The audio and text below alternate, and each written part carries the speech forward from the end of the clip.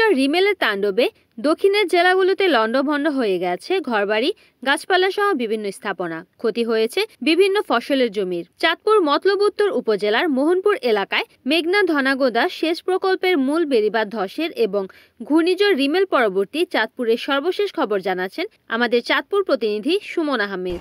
আপনাকে ধন্যবাদ।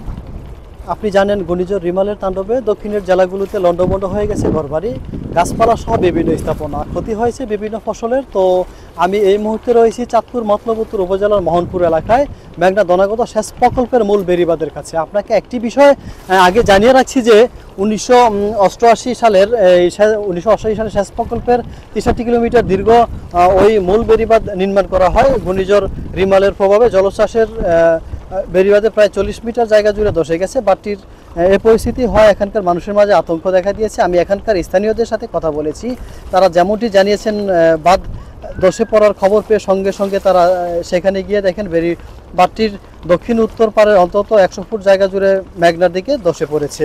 এমনকি মোহনপুর এলাকায় 40 মিটারের বেশি এলাকা ধসে গেছে এবং সেখানে বড় বড় গর্ত ও ফাটল দেখা দিয়েছে। এভাবে বাঁধ ভেঙে যাওয়ায় আতঙ্ক ছড়িয়ে পড়ে ওই এলাকার মানুষের মাঝে।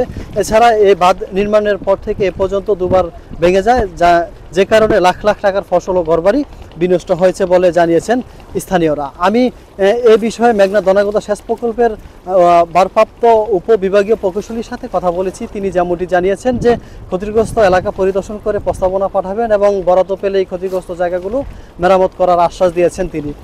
তো এই ছিল আজকে চাঁদপুর মতলব উত্তর থেকে ঘূর্ণিঝড় রিমেলের প্রভাবে বেড়িবাঁধ ধসের সর্বশেষ খবর।